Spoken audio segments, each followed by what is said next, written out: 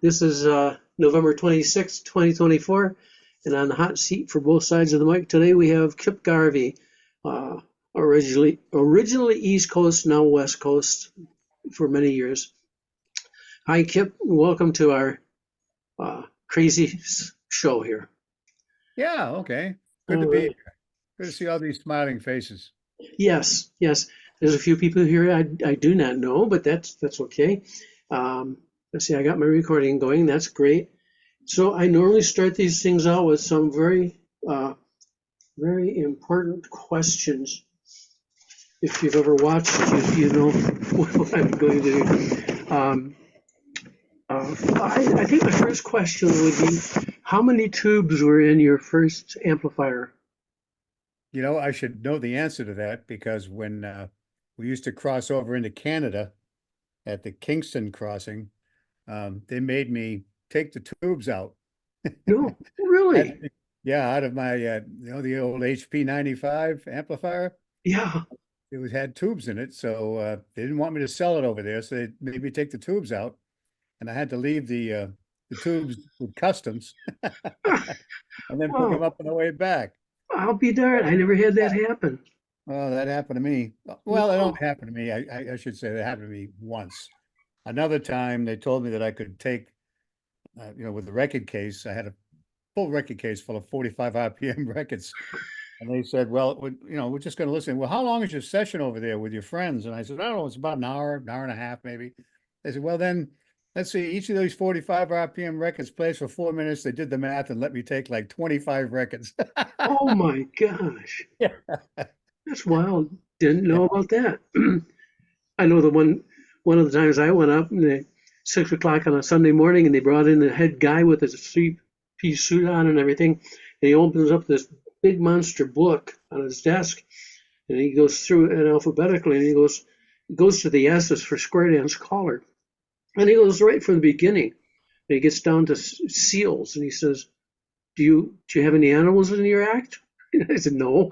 He gets a little further down to stripper and he says, do you keep your clothes on? I said, yes. He closed the book up and he says, well, I guess that's it. And I thought, oh no, he's not going to let me in. But I said, well, what does that mean? He said, well, we just can't classify you. Have a good day. So, so we all have different things. I've snuck across the border many times. No, I did it so many times. I decided to stay.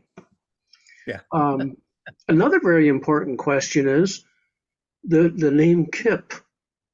Is that from Kipperly or? No, no, no, no. It's a family nickname. So I was actually a junior. I still am a junior. And my father's name was Edward, so is mine. And the middle name was Clifford. So they called my dad Ed and they wanted to call me Cliff. But my sister couldn't get it out. And she was a year older than me. And when we were kids in the crib or whatever, I don't know. She kept calling me Clippy, Clippy, Clippy. So they remember that they had a relative on my mother's side, great grandfather was nicknamed Kip. So they just called me Kip. Oh, neat. Yeah. Well, there's certainly not another one in the calling activity that I know of. Actually, there is. There's a Kip Moulton, I think it is, up in Maine. Oh, in Maine, no less. Holy Yeah. smokes. That's why you had to leave, huh? Yeah, well, Not room for there's two. not room enough on this planet for two Kips. Yeah. I guess I got to ask, why did you leave? I'll tell you what, you know, at that 1976, 77, in that time frame, I was calling full time. I had retired as a school teacher and whatnot. So I was calling full time. And then we had a series of nor'easters go through Massachusetts and New England. And they actually shut the state of Massachusetts down for 10 days. Um, that's a third of a month, in case anybody's wondering. And that's a lot of income. So it just so happened that was in February, and I had a date out in Fresno, California, to call for Ernie Kinney's group. And so I put on my alpaca lined leather coat, climbed on a American Airlines flight, connected in San Francisco, and get off the plane in Fresno. And I'm standing at the top of the staircase, the stair thing at the airplane. There's Ernie Kinney on the ground in a pair of shorts, a polo shirt, holding a flat of strawberries, and I'm in a full-length alpaca-lined leather coat. And I said, I don't need Massachusetts anymore. Jeez. And then a year and a half later, I moved. Wow. Yep. It was a pretty busy time for you then. Yeah. I know I got a lot of good dates. What was the club in Kingston called? Hot Footers? I don't recall. Yeah. I remember I got that club when you left. Um, Uh, well, that was Kingston, Ontario, right? no, Kingston, New York. No, I was talking about Kingston, Ontario when I used to cross over Oh Kingston. yeah. Oh yeah, There was, that's there was a big club up there that I used to do once a year. okay. Yeah. Yeah, there was a number of ones. If you went north from there, Montreal area was hot with Dick Fleming and Les Heaps. And Hmm. now, uh, geez, that's awful. Don Mosher. Don Moshe, yeah. You got to remember my names.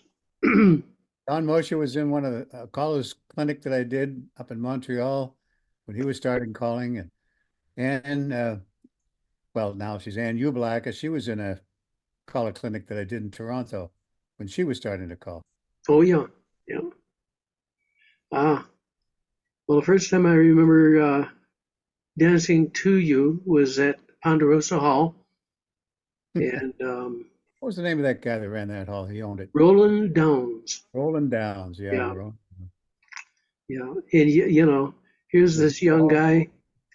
Uh, of course, the first time I saw you had to be before that because you were shorter. And so I get to Ponderosa Hall, and here's this tall, good-looking guy, full head of hair, uh, you know, whatever, um, and doing a beautiful job. And I'm not normally jealous, but boy, I was jealous then, because you were doing such a good job, and you look good, which that always helps. Yeah, I was 50 pounds lighter then. Oh yeah, oh Yeah, I couldn't stand up in a stiff breeze. no, no. Let's go back to family though. So, and we'll get back into the starting of square dancing and calling and all that. So, family, you had an older sister. Did you have any brothers? Oh yeah, I had two brothers and two sisters. Oh my, family Yep. of 5 kids, just like me. Were you close in age? Yeah. Yeah. The last one born was my sister. We're 13 years apart. Well, that's a So good amount. yeah, Yeah, she was uh she was a surprise. We yeah. keep going.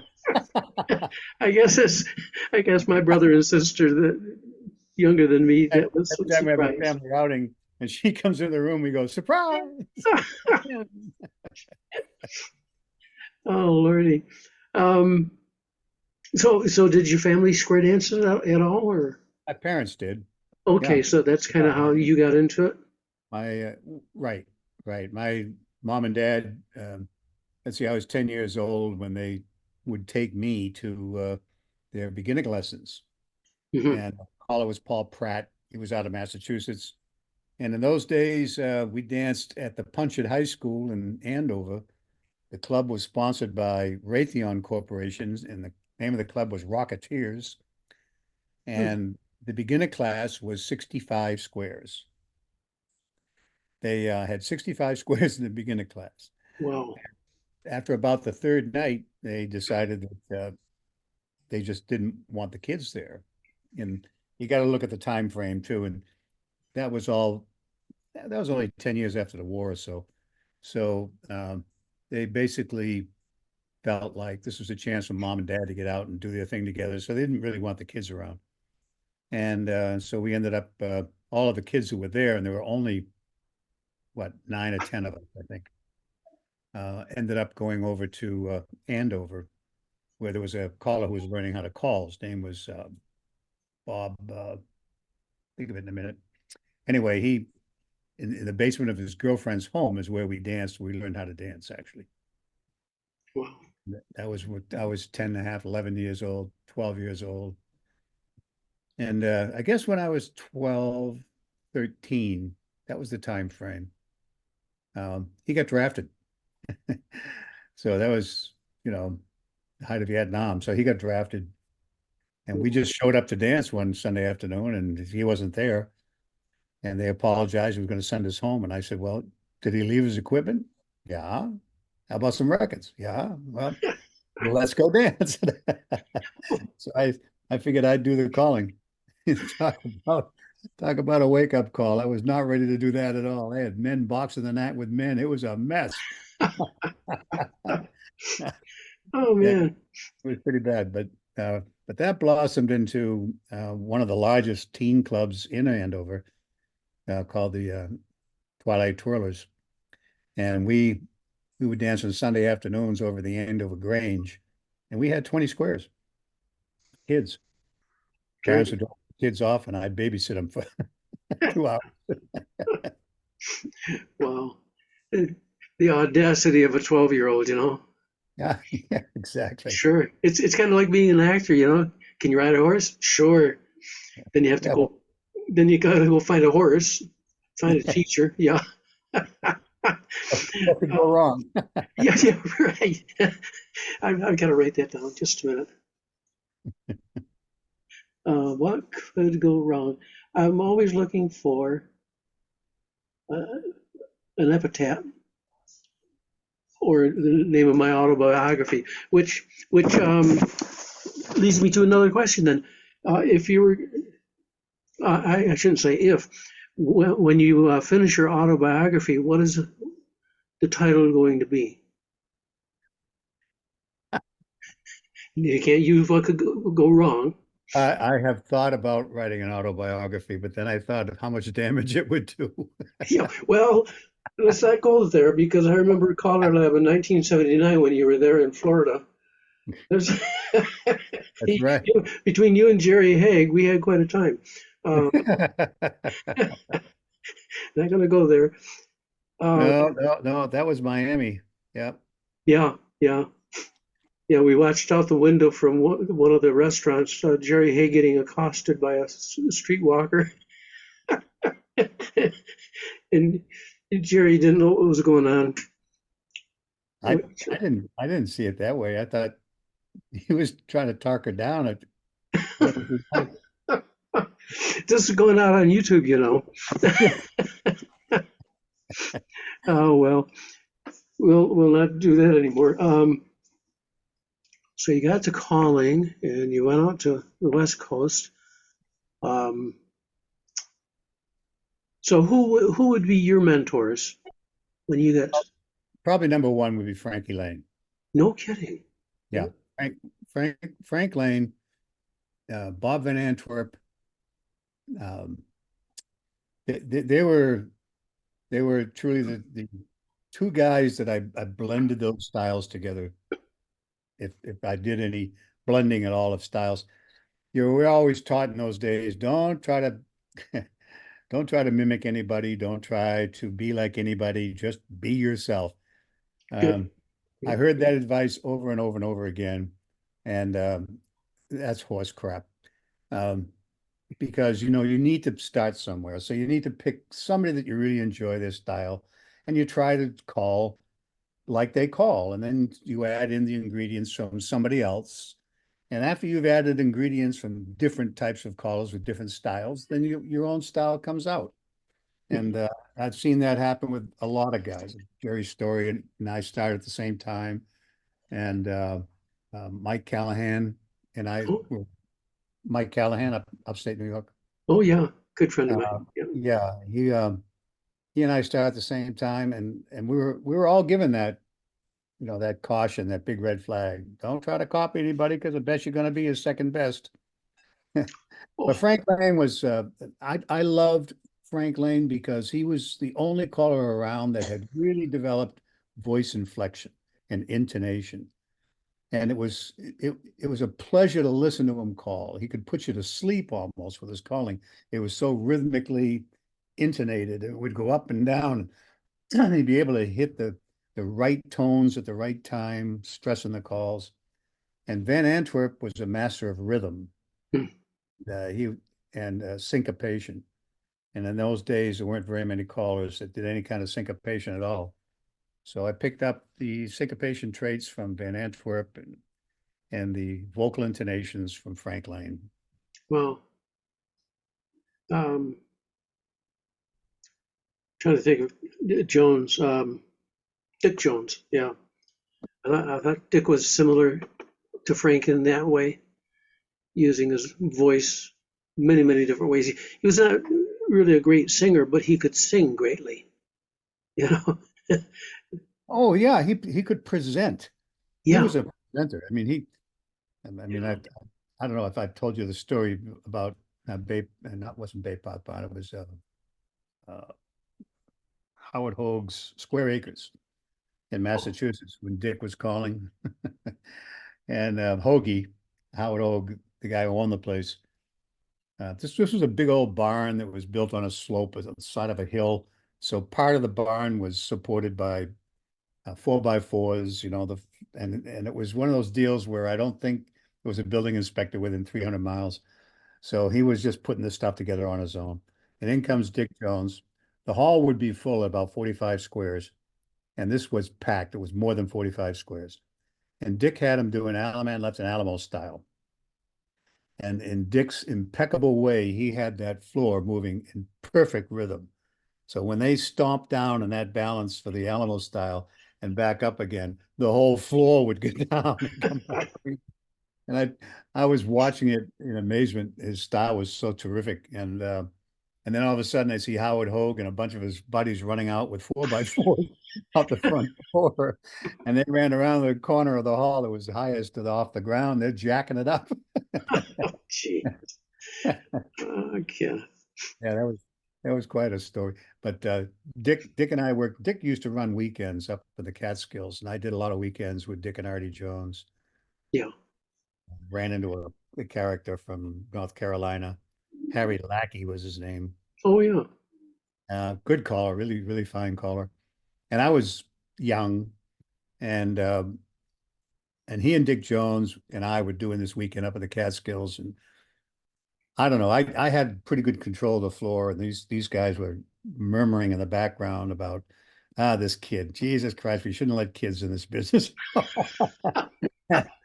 And the next thing I know, someone grabs my jeans and pulls them up over the top of the boot, and I look down there, and there's Harry Lack, and he's pouring has a pitcher of ice water off the table. He's pouring Oh, in my boot. gee.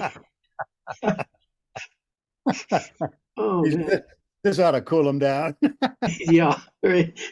No longer a hot shot here. In those days, we didn't have we had what they call a floating ground in the electrical systems in those Hiltons and so on. And I could feel the tingling coming from the microphone. Oh, my. Good grief. Uh, so, anyhow, you've done a lot of, uh, let's say you're a prolific writer. And you've done a lot of, well, you've done a number of books on calling and uh, record keeping of different things. On the books on calling, and it's the same thing with the caller lab approach to caller schools, to the 40 hours, excuse me, kind of a thing. And for the new caller, that's so much information at once that we either scare them off or they try to learn everything all at once. And I was wondering if, like, Or even worse, they take shortcuts. mm, well, that's true. They skip the important stuff. Well, that's it. Now, if they were to go through on your book on calling, it outlines everything under the sun. It's just really wonderful. Do you have you put together kind of a chart that would say, supposing I'm a new caller and I'm using your book of, okay, do this one thing first. And once you got that under your belt, don't worry about the rest of the stuff yet. Work on this thing. For instance, my way of thinking is one of the most important things, of course, for a caller is to have a rhythm. If you don't have the rhythm down, you aren't going to be a decent caller because the dancers won't know whether to dance to your calling or to the music. So how do you do that? So do you have like an outline of how to eat this elephant in one bite? Oh gosh. Well, let's start with your last point. Um, the callers, the newer callers that I've dealt with are very much interested in choreography, and they like the puzzle. And one reason they want to become callers is because they're really, I think, attracted by the mystery of it, the structure of the choreography, how it all goes together. So yeah, you start out with a new caller and you want to say, um, well, what's the name of that movie? Oh God, Karate Kid or whatever it is. Oh yeah, Teaches them to paint the fence, you know. yeah. Well, Stroke on, yeah, brush off. yeah, brush on, brush off, brush on, brush off. And then he doesn't understand, the kid doesn't understand how he's going to use that until all of a sudden he's involved in combat, in a fight, and then he discovers how to use it. Well, the same thing is true when you're training callers. You give them an exercise to do, and a lot of them are so focused on the choreography, they kind of file that away as something that's not needed. So I would tell a newer caller in the caller schools that I run here locally, and I do this. We take a nursery rhyme, like Mary had a little lamb, its fleece was white as snow. And Bingo. we have them just repeat this over and over and over again. And we tell them how to inflect, use voice inflection to highlight certain words. Mary had a little lamb, its fleece was white as snow, and everywhere that Mary went, the lamb was sure to go. And and they do that exercise, and that's then they put it away, and they never really polish it up. But that's what you're talking about, I think, when Mhm. you Yeah. say how a caller needs to develop a rhythmic style. It's just like if you're learning to be an auctioneer, you not only have to learn what to say, but you have to learn how to say it. Oh, you'll never be an auctioneer. And the same thing is true with calling. It's just not what to call, but how you're going to call it. There's even a school of thought out there that says we don't need any of that. Just give the commands, right and left through, ladies chain, star through, pass through. Now, if I was dancing to that, I'd go home after the first, second tip. There's just nothing in it for me. Mhm. I'm not, I'm not being entertained at all by that. And, uh, and I really believe that if you want to develop yourself as a caller, you got to look at the entertainment aspect of it. Because if people are not entertained by what you're doing, um, then you've only delivered half the package or a part of the package. You're calling for them and they're dancing, and that's it. And you get club callers who do this on a regular basis, and then you go in and you call for them, and you can tell right away by the way the dancers react whether or not this caller is using any kind of style. Um, because the dancers don't have any reaction to anything that you do. They're just blasé dancing along, and that's because they've been taught by a caller who uses a very blasé approach. And so, I mean, it's up to the callers. I mean, I'm not trying to dictate what callers should do, but if you really want to enhance your calling, you better learn something about a rhythmic delivery style and uh, and be willing to go out on the limb a little bit and practice and take chances with changing a little bit of what you do. Um, then when it comes to the choreographical aspects, they get over their head way too fast. I can't tell you how many of these 40-hour caller schools I've done in the past where on the very first session that you have, after you've got done with the introductions, when you start immediately talking about choreography, you can begin to see the eyes glaze over. It's just all of a sudden they're looking at you like they're walking dead. And the shrewd teacher would look at this and know to back off. Well, we never do. We just keep going on and on. And oh, I know they don't understand this because I haven't talked about invert and rotate yet, or I haven't talked about chicken plucker yet, or I haven't. It's nonsense. It's the simple fact of the matter is that choreography is very complex, and if you don't start teaching it from a very simple place, a simple mode, you're going to lose them. So I always teach the newer callers by having them call it two couples. Forget the whole square, just two couples. If you can call to two couples to a point where you're calling fluidly and they're moving and dancing around, and you're able to deliver the calls with good timing, then you're ready for a full square. Then you can worry about corner box and chicken plucker and invert and rotate, and then eventually tackle the most important aspect that's missing in every single college school that I've ever done and ever seen, and that's to learn about relationships and groups. And with today's choreography, you have to own that. If you don't own it, the only thing you have left is sight calling, and that could really lead you down a rabbit hole. Well, I think too, one of the things you emphasize and did a complete paper on was spatial relationship. The idea that dancers don't know definitions necessarily. I mean, the a potential challenged dancer, they will. They'll go home and study. They'll have their little checkers, just like colors. But for the average dancer, they learn movements and the idea of a spatial relationship. I have a diagonal opposite in the square. Well, what the heck? What are you talking about? It's like we think we're doing them a favor.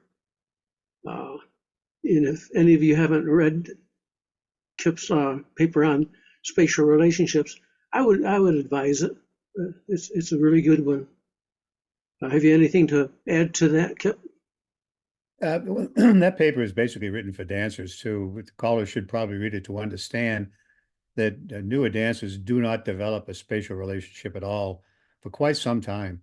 Um, you know, the whole learning process for new dancers, as you said, they learn movements. It's almost muscle memory movement to a particular call. And it takes a dancer quite a while. Now, we're talking about just the average dancer. Now, there are exceptions. If you're teaching for, the MIT group or people who are in university like Cal Poly or whatever, they're going to be on top of spatial relationship right away. But the average dancers, they don't. And it takes them quite a while to even understand when they're ends and when they're centers or when they're leaders or when they're trailers. Assume just because we've taught them to do a column circulate that they know all that stuff, and they don't relate to that. They just don't. Uh, and that's why we have all of our calls are split into different programs because the calls you learn in later programs are predicated on the dancers understanding their relationship to the other dancers in different formations. Whereas in the beginning and the basics that we teach them, they don't really need to know that. And yet, I feel like I have an obligation as a teacher also to begin to show them that. And I'll do sessions with my SSD dancers now, usually around session 8, 9, 10 in there, where I will say to them, ends, raise your hand. Centers, raise your hands. If you're a leader, raise your hand. If you're not, if you're a trailer, raise your hand. If you're so centers and ends, and that I mean they need to understand that. And when you look around, when your square breaks down, make lines, that means nothing to a new dancer, zero. And that's why they don't do it. They don't even know I mean, they can't construct in their minds that they're dancing as a team and the team has to form a line. You have to teach them that. And that's not something that every new dancer picks up right away. Some of them never get it. I've had dancers who dance with me now for 4 years who still have no understanding of the relationship of where they are relative to the other dancers and the formations that they're in. They just don't get it. So I don't know if there's a way to teach that or not, but at least I recognize that it's there, and I have a method where I can keep these dancers in a place where they belong.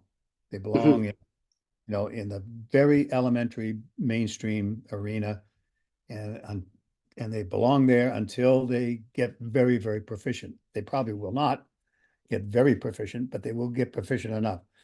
And every once in a while, one of the two of those couples will run off and join a plus class. And I just, you know, how many padres or theaters, I feel bad for the caller teaching the plus class because these people just should not be involved in plus dancing. Matter of fact, I don't think any plus club should be involved in teaching basics.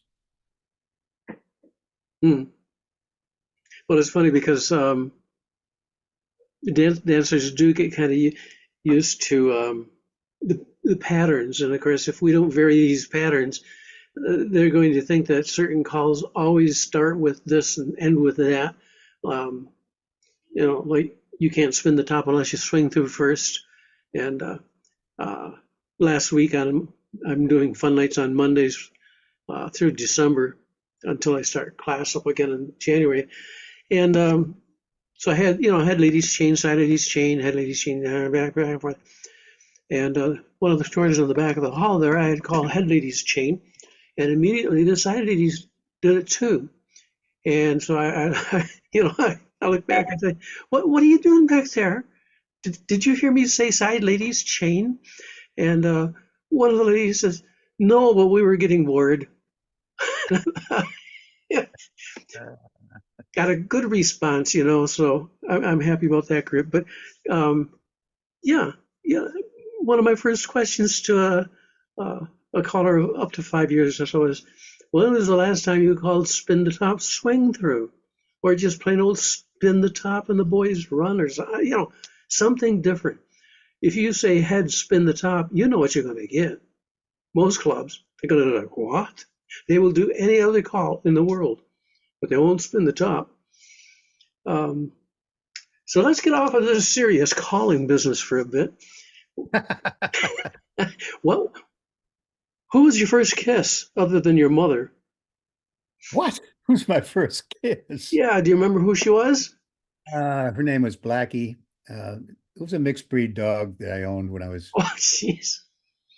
well, I mean, gee, you never really said. Yeah, that's awful. No, I'm like, listen, I That was, had and that was a French kiss too, wasn't it?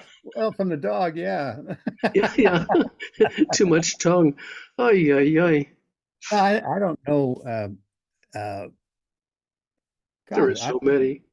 no, that wasn't it. Believe me. Oh, golly. Oh gosh. Okay. Well, I can't, um, I just can't remember. no. When was the last time you were scared? You kidding me? About an hour ago. What'd your wife say? She wanted to go out and play golf. Oh, uh, And no, I do. I play golf with my wife, but yeah. I have to steel myself for it. I have to, Oh, oh, gee. get ready for it. So, Okay. I mean, what I do, I put my putter and my 7-iron in my bag.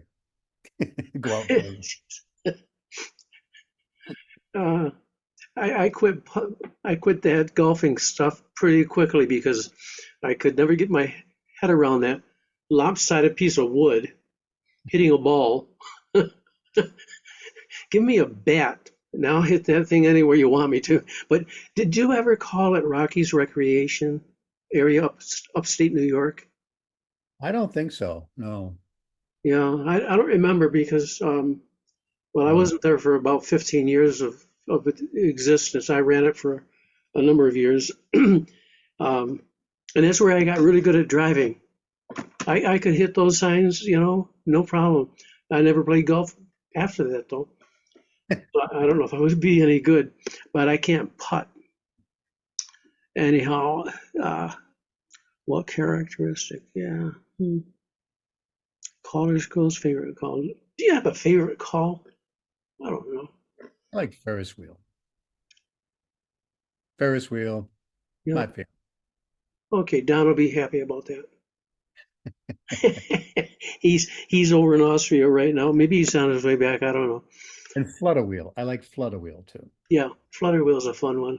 I'm a wheel kind of a guy. I like the wheel calls. Okay, wheel around, reverse wheel around. Man, Um, I tell you, even as a dancer, and like right now I dance up through C3B. Used to call and dance C4. For the life of me, you call reverse wheel around, and it makes me stop. I say, oh, which one of us is going where? I'll give you a great figure that's got a reverse wheel around. So heads lead right, reverse wheel around. Ladies zoom, everybody spread, pass through, wheel and deal, and roll and spread to a right and left grand. Got it? Well, I have it on.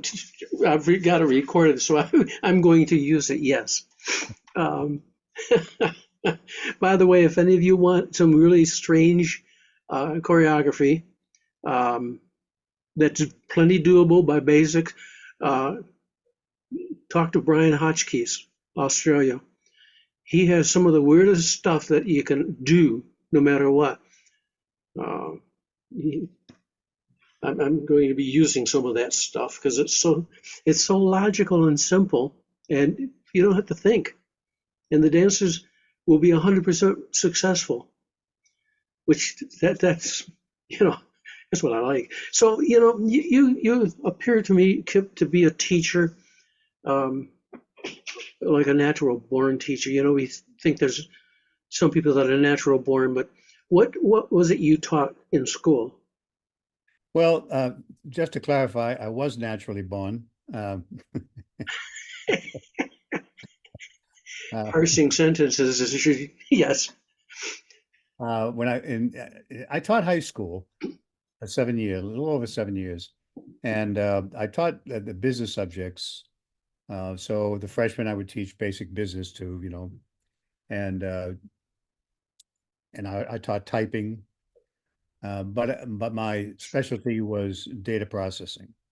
Hmm. So in those days we had unit record equipment, so we were dealing with IBM punch cards and 027, 029 key punch machines, 085 sorters, and 514 card punch machines, and then the accounting machine, like the 402 accounting machine. So I did all the training when I would take sophomores. We would do some basic data processing. Juniors and seniors, uh, they had to apply. I really had a nice setup as a public school teacher because I had parents applying to have their kids when they became seniors uh, come into my computer processing class uh, because most of the kids that I would be teaching would go immediately on to either they would be immediately hired by a high-end data processing company, or they would go on immediately to higher education. So we were working off an IBM 360 machine over Corpus Engineering, and the kids were doing, in my senior class, were doing all of the programming for the Shrewsbury school system, all of the bus routing, the class assignments, everything was being done by my class. So it saved the school system a lot of money because they didn't have to farm that out. And at the same time, I restricted the class size to 20. So we had 20 kids that were really learning real world applications Hmm. programming. Well, I got the impression that you were sort of a natural teacher in the idea that when you approach it in the square dance world, you go from the most basic, like teaching calling for two couples. You you know you could, I guess, do it with one person, but that'd be pretty tough. But with two couples, um, and my life has been nothing but teaching and training uh, all along. Anytime I get something new, my first thought is, how can I tell someone else how to do this?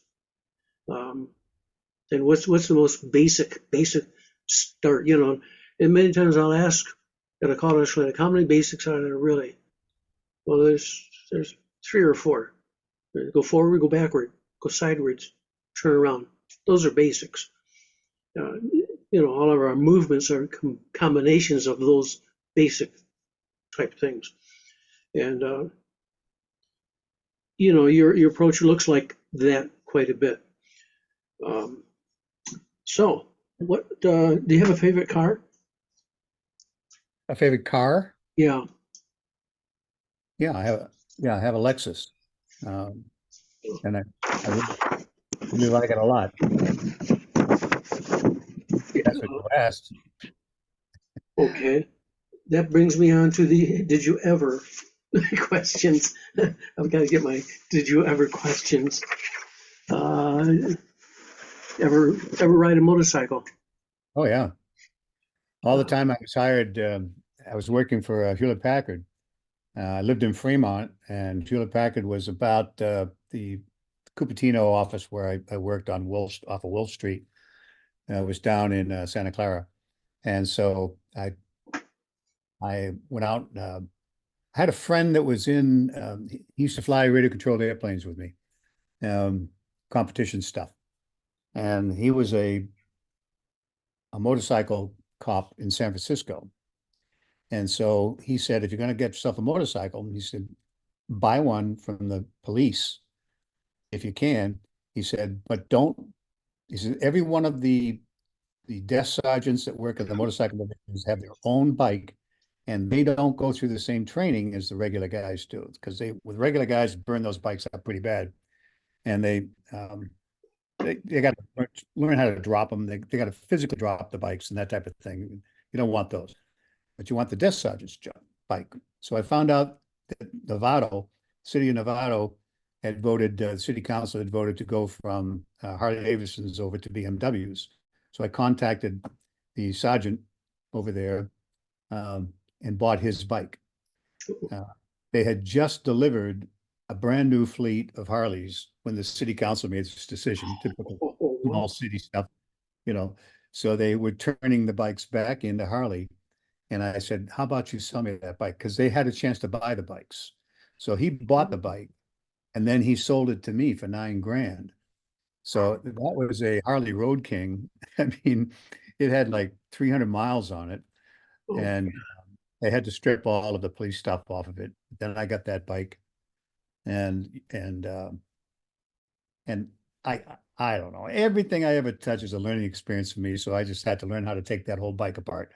I I, re, I rebuilt it and had the cylinders bored out, kicked it up from 88 to a 93 cubic inch. Put in some high speed cams and put ghost stripes on it. Of Really course. bike up. And then I would use it to commute from Fremont down to Hewlett Packard and back again. Because number one, I could use the commute lane. And number two, it was a cop bike, so I got a lot of respect. When people saw that black and white bike, boy, they'd slow down, they stayed away from me. And so it was really cool. So yeah, I actually took that bike cross country from my home here in California all the way up to Bangor, Maine, Oh, wow. and back again. I What traveled. year? What What year year was it? did I made the trip? Yeah. Year I made the trip was 2010. Okay. I still had the bike. I quit stopped working at HP in 2007, but I still had the bike. Yeah. And, I used to golf with a buddy who was a novelist. He'd written several novels, and he wanted to do a sequel to one of his novels. And in the sequel, he had to have lobster on the West Coast on one Saturday, and then he had to have lobster on the East Coast the following Saturday. So he wanted to experience that. So he said, "You want to go cross country?" And I said, "Sure." So we jumped on the bikes, and well, we went down to Santa Cruz, had lobster down there, and then the next day we jumped on the bikes and headed across country. And I took off to see my family when I got into Massachusetts. He went down to Cape Cod and had his lobster down there to get that experience. And I hooked up again with him and just outside of Chicago while we headed back. Wow. Yeah. Fantastic. Well, I did well, that would have been a fast trip. 1 week. It was a week. Yeah. Yeah, but we didn't waste any time. No, I guess not. No, I did the trip from All East the Coast. expresses and I stayed at one truck stop. That was probably the best place to stay was that truck stop. Oh, yeah. Yeah, and we had great weather. I only had one rainstorm that I went through Oh, my. That's on the way nice. out. So it was really a good trip. I know that my mother wasn't expecting to see me. Pulled into the driveway and took off my helmet and walked in the front door, rang the front door. She opened the door and she said, "Yes, can I help you?" Jeez. I That's said, funny. "No." I said, I'm UPS. I have a delivery from California. Would you like to, where would you like me to leave it?" She says, "Oh, you can just leave it right here on the porch." I said, "Okay, Mom." And when I said, "Okay, Mom," she says, "Okay." Oh my gosh. She hadn't recognized me. Yeah, that's funny. She wasn't expecting me, of course she was a little older then too, but Yeah, that was yeah. Gee, so funny. that's pretty cool.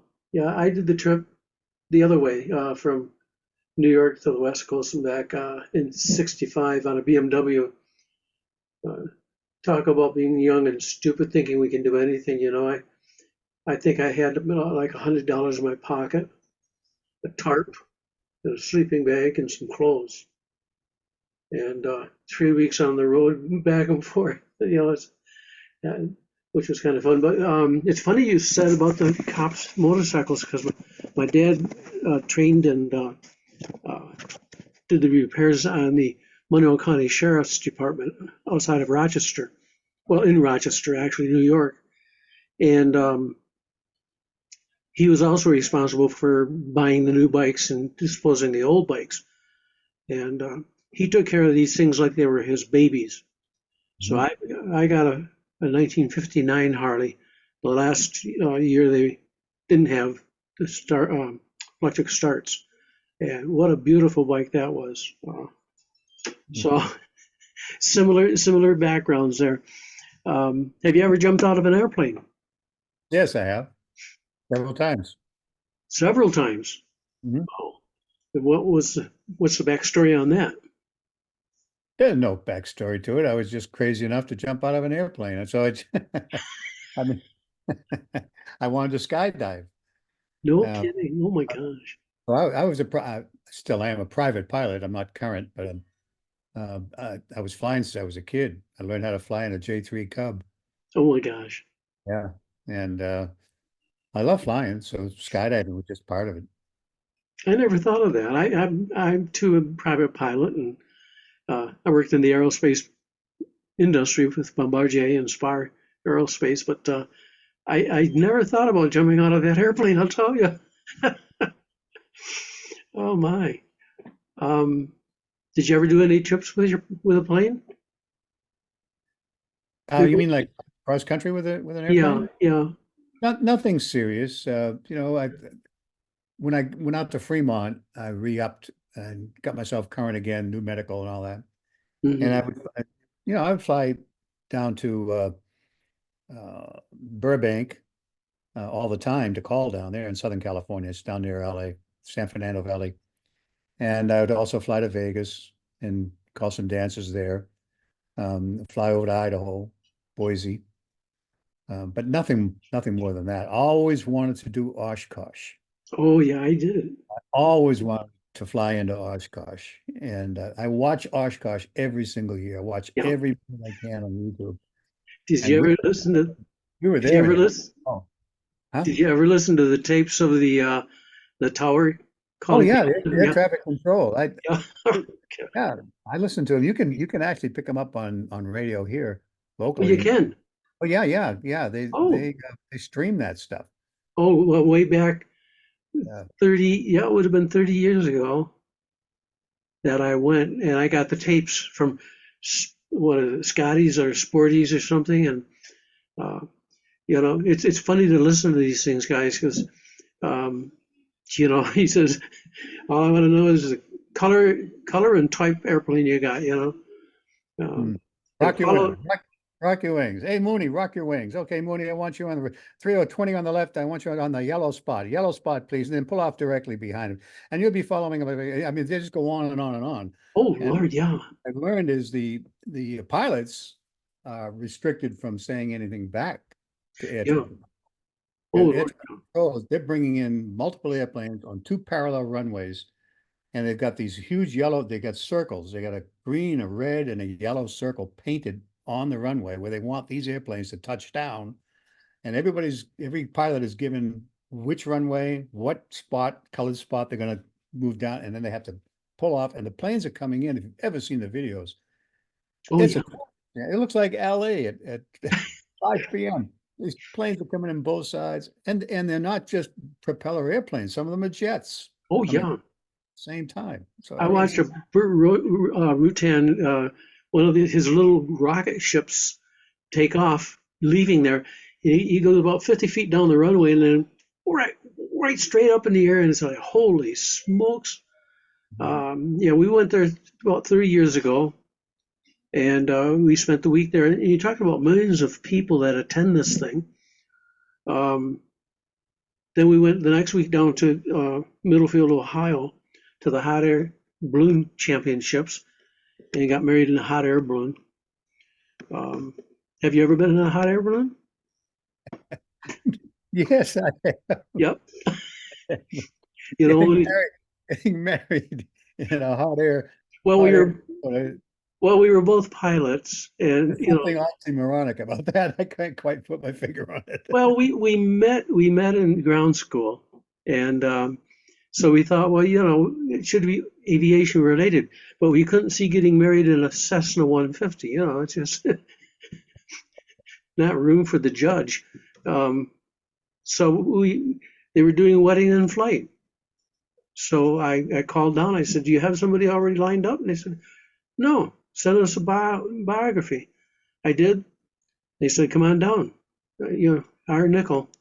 They paid everything, and so yeah, it was fun. Have you seen that ad on TV where the guy proposes to his girlfriend in a hot air balloon and she No. says, "Oh," and then the hot air balloon is heading toward a thunderstorm? Oh no! Cut the tether. Only takes you about 12 hours, to qualify from a pilot's license to a hot air balloon.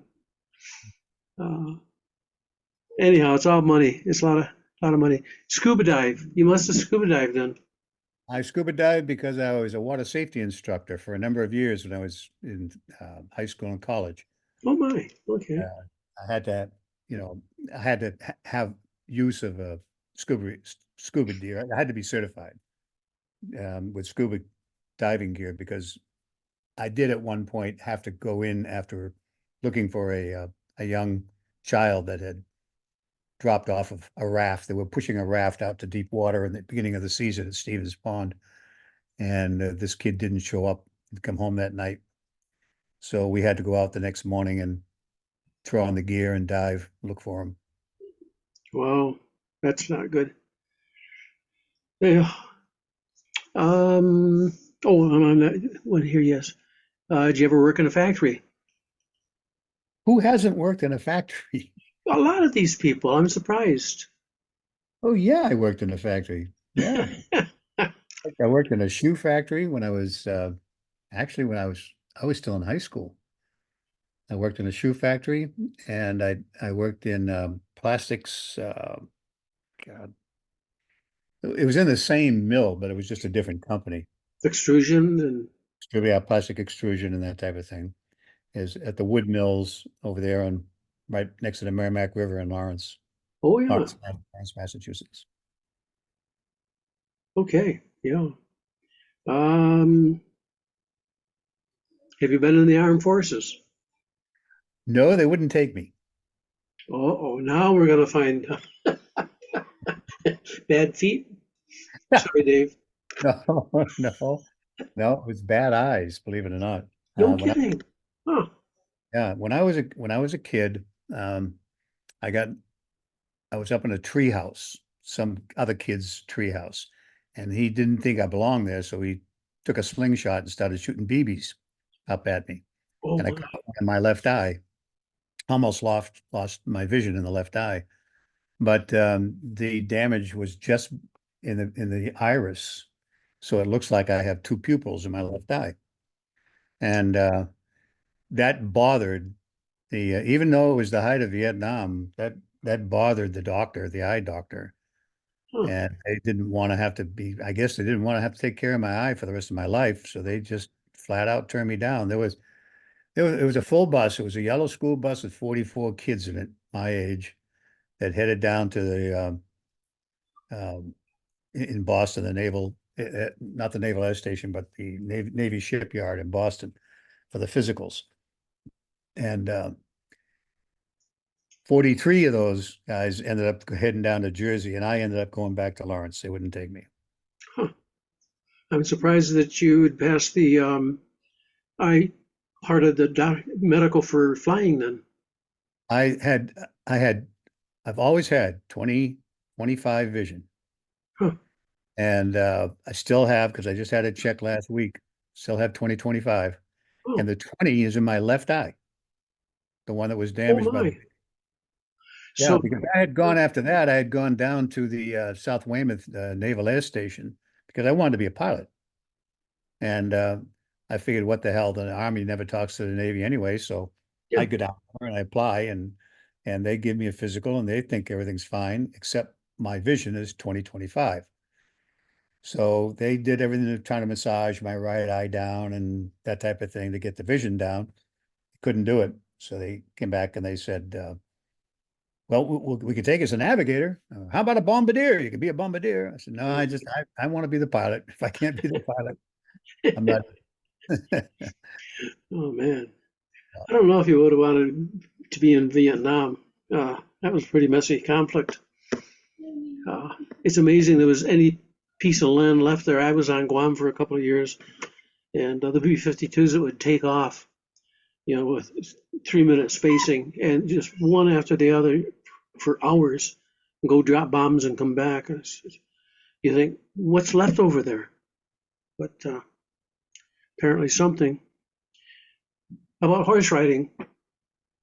Now, we used to have ride horses when I was a kid all the time. Matter of fact, I worked in one of the stables over there at Andover.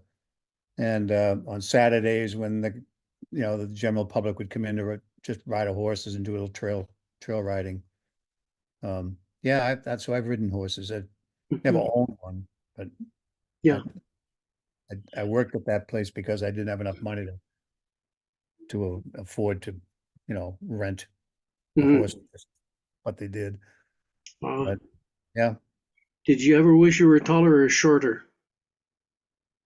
no, You just ride anyhow, right? no, I never gave it any thought at all. You get a little older like me, and you're gonna wish you were taller to start with, because we all shrink. Oh yeah, yeah, I'm down. I used to be 5'11". I'm 5'9" now. Isn't that amazing? Yeah. You sit at the dinner table, it's like this. You just shovel it in. Anyhow, so do you play any instruments? I play guitar Yeah. on and off. I can play a little bit of piano, but strictly by ear. Must hurt the ears. I know it's tough to get, it's tough to get that left ear down those bass keys. Yeah. Well, we won't go there. Along those lines, do you have a band that does the recording for Eureka? I have two that I use. Uh, Okay. both of How them, did you get them? you pick up the phone and you give them a call and you tell them what you're doing, and if they want to get involved with you, then you try them out. I could tell you that when I went back, when I revitalized Eureka, I probably talked to 27 or 28 different Wow. recording companies across the country. And there are darn few that even want to entertain anything that we do. No kidding. Yeah. There's just no money in it, in what we do. No, no. Well, that's the darn thing. I wonder about how you pay that many people, even when you do live, live music. Well, Uh, we don't do like we pick certain instruments where we want to bring them in as live. It's not like it used to be where we'd have the whole band in there, the drummer and everybody, piano, keyboard, all the different musicians would be there. That's not done anymore. The digital music, uh, the synthesized music that we have, the samples are so real that we can get to use most of our stuff with them. All you need is a talented guy that knows what he's doing with that stuff. hmm. There are a few of them around, and then we would bring in instruments like always, not always, but depending on the song. I'll bring in a live fiddle. I'll bring a live banjo. Um, I'll bring in a clarinet. Those three primarily. Sometimes a horn, though the horns are probably the easiest to digitize. So we have plenty of sampling of horns. But if you had something really special that you wanted a horn to do, you'd bring in a musician to do that for you. Hmm. And and the rest of it is all put together by, an A&R guy that knows what he's doing. It's all digital. Yeah. Wow. So, any, yeah, after 60 some years, what are some of the embarrassing moments you've had on stage? Oh. On stage. Yeah. Well, let's see. The first one that has been so many, but the first one that comes to mind is I always after a tip I say, "Oh, thank everybody in your square, and let's take a break." But sometimes I would say, "Thank everybody in your square, and let's take a rest." And sure enough, one time it came out, "Thank everybody in your square, and let's take a breast." That's just strictly. I mean, I, I was mortified the minute I said it. I had no clue it was coming out, and there was The no way. dancers loved it, right? The guys are all running around like, oh, yes, okay. There's there have been times that it's fairly embarrassing, but I don't know. I kind of forget those when they happen, and Yeah. I don't bother with them too much. I know I was finally calling with my main mentor there, Frankie Lane, and matter of fact, I think it was upstate New York. It might have been, I think it was upstate New York, Buffalo area, and he and I were doing a festival there together, and um, the dance was over. It's supposed to be over at 11 o'clock, and at 10 o'clock, Frank does his tip and thanks everybody and goes through this whole routine about how thankful he is and that they invite him to call and sure hope you all get home safe and we'll see you all later. The dance had another hour to go. Oh, So he puts down the microphone and then I have to get up and say, uh, how about a big hand for, Frank Lane? Everybody's applauding. Yeah, yeah, yeah, yeah. I said, well, those of you who have to go home for any reason, have a safe trip. If you want to stick around for another hour, I'll call for you. yeah, yeah. Good kid. Frank says, what the hell are you doing, man? They're only paying us at 10 o'clock. I said, Frank, they're paying us to 11. Uh, all right. So favorite things. What's your favorite color? Blue. Food? Blue food? What color? What color food? No, no. Favorite food. Favorite food? Probably short ribs. Do you ever try long ribs? Yeah, Okay. Short ribs are better, eh? ribs is better for me. Okay. Drink? Drink? Yeah. Vodka tonic. Oh, wow. Movies or TV? Definitely TV. Any particular series? Do you binge watch at all, or? Oh, I do a lot of binge watching, but most of the time I'll be watching up on the Golf Channel, Oh, yeah. or well, let's see, okay, so like Billions. Billions is my favorite series. Billions. Billions, yeah, you can get it on Paramount. They're Huh. between they're between yearly episodes, not episodes, but series right now. But and I like Yellowstone. I like the Mhm. Yellowstone. Um, what the heck is an MC?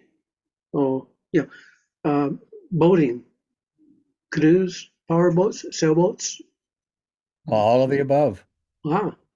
Yeah, I was a water safety instructor, so I taught Oh, sailing yeah. Oh, and you canoe. did. Yeah, and I had my own 16-foot Chris Craft. Chris Craft, oh, what the heck was that? No, it wasn't a Boston Whaler. It was anyway, it was 16 foot. Yeah. Mhm. And coincidental with that experience was the only time in my life that I've truly experienced honest to God, cold to the bone. And I'd gone out with my buddy Jay Willis, and we were fishing for mackerel off of Gloucester, and and we didn't file a float plan with the Coast Guard. We just went out, and so a fog came in, and the engine died, and we were offshore. We couldn't see the shoreline, and I have never been that cold in my entire life. That Oh, the coldness of that fog on the ocean, and in Gloucester, of course, is cold water, Labrador current, and it just goes right through you. wow. Like, but we got the engine. Clearly, you can see I'm here, so we got the Yeah. engine started, and we made it back to shore, and never went out again without making a float plan, Ah, filing a float plan with the Coast Guard. yeah. Yeah. Smart idea. Um, do you have a best gig and a worst gig? A best gig? Yeah. Calling date. Oh my gosh, there's been so many. I've been very fortunate. I think I've called in every major statewide convention or festival in the country at least one time, and they've all been great. I was involved in down in Louisville, Kentucky, with the that just jumped out of my head. There were 14 of us that called that. Shoot, and it was outstanding because we were at that time we were drawing in 5,000 to 6,000 dances. Hmm. That event, that was pretty neat. I do one weekend a year here with Jeff Roberts, and we sell out at 12 squares, and it's been sold out for 5 years. Oh my gosh. Yeah. Every time Sunday morning rolls along and my wife is down there taking reservations for the next year, she just raises her hand. When she does, I announce to everybody, sorry, we're sold out for next year. Oh, Haven't that's signed up. Yeah, we're done. So wow. that's pretty spectacular to have that much, have the dancers give you that much confidence, Oh that yeah. you're delivering a top-notch product for them. Is that a weekend one? A weekend, yeah. Oh yeah.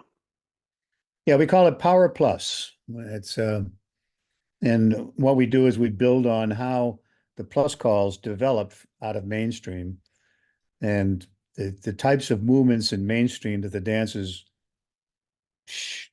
do, or that the calls relate to later on in plus, but the dancers seldom get a chance to do because of the complexity, not just the complexity of the call, but the fact that it involves movements that are not normally seen in mainstream. Um, so like we'll do column circulates once and a half, and then we work with a center column of six, and and there's nothing magical about it, but it gives the dancers an idea of how things transgress Mhm. from mainstream into plus, and then they eat it up. They love it. They just really, really like it. So I can see why. Yeah. That'll be fun. Okay, let's see. Anybody got any questions they want to ask Kip? Or stories you want to tell on Kip? I mean, about Kip. Yeah, I've got a question. You've said that you like flying, but have you ever been in a glider? That's a really good question. Actually, I have over 200 hours in gliders.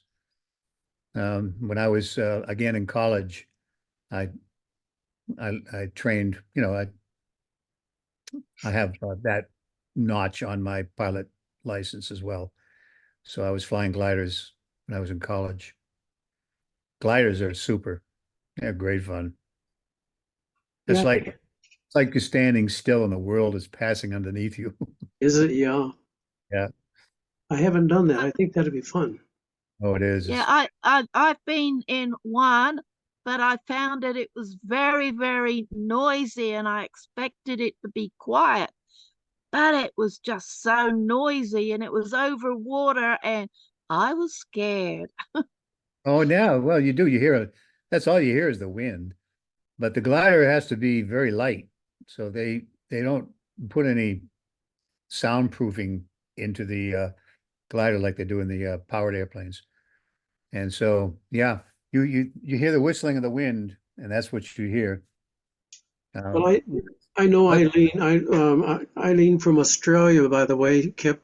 It's like 6 in the morning there when we do our thing here. Eileen, was it the wind noise or was it you screaming? No, it was the wind and the whooshing as he sort of like turned whooshed and then whooshed and yeah, it was quite fascinating, but it was only one time and I've never been trying to do it again. But I will make a confession, not about gliding, but about the fact that I just checked about who you were, like I Googled who you were just before you came on. And would you believe years ago, I think you might know Barry Wanson from Australia. Have you yep, heard of Barry? And he had quite a few of your books, Nuts and Bolts.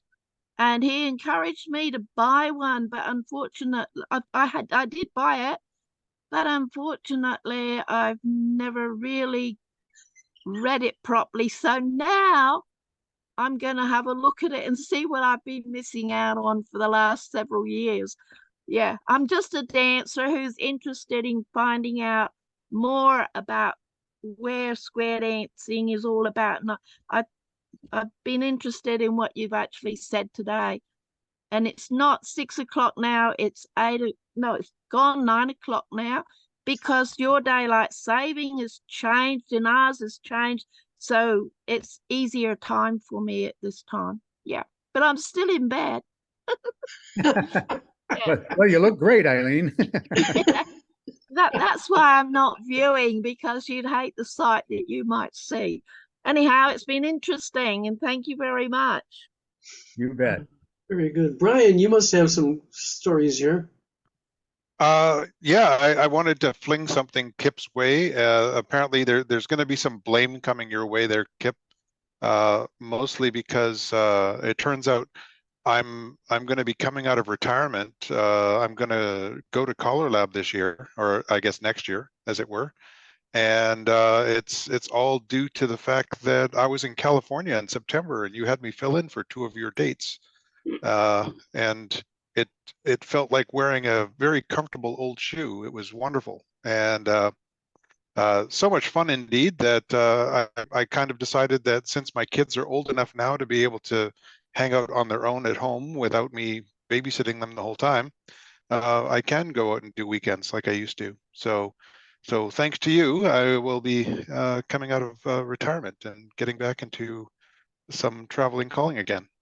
Well, I'm happy to hear that, Brian, because I've always thought of you as being an important asset to the activity. And though I know for personal reasons you had to step aside for a while, I'm glad to see you come back in. And I look forward to seeing you down there in Grapevine, Texas, next April. And Yeah, should be fun. yeah, we'll get together with an adult beverage of some sort. And There we go.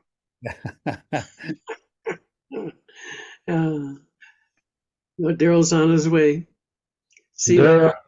Daryl has classes and he does have another Zoom meeting coming up very shortly here. Yep, always good to see you, buddy. Good to see you too, my friend. Oh, yes. I can't think of any other caller that we have a mindset that's so similar when it comes to teaching callers. Always appreciate you, my friend. Yeah, likewise. Likewise. We'll see you in what is it, Dallas? Yeah, Grapevine, Texas. There you go. All right. My Bye, pleasure. everybody. Thanks, Joe. Hi, Daryl. Yeah, we say Grapevine, but really we're just going to be at DFW, and no one's going to leave, and we'll just be at the airport. Yeah, right at the airport. Hmm. Yeah. Okay. Well, I want to thank Kip for agreeing to be on the hot seat today, and thank him for his contribution to the activity. That's for sure.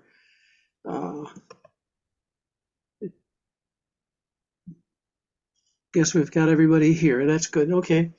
I'm surprised, Hannah, you didn't have a question for Kip. He doesn't yodel, you know, or do you? Well, do you yodel? Yes, I do. I do yodel. Oh, I, all but I, God, what was that song I used to do? I have one yodeling song, Hannah, just one.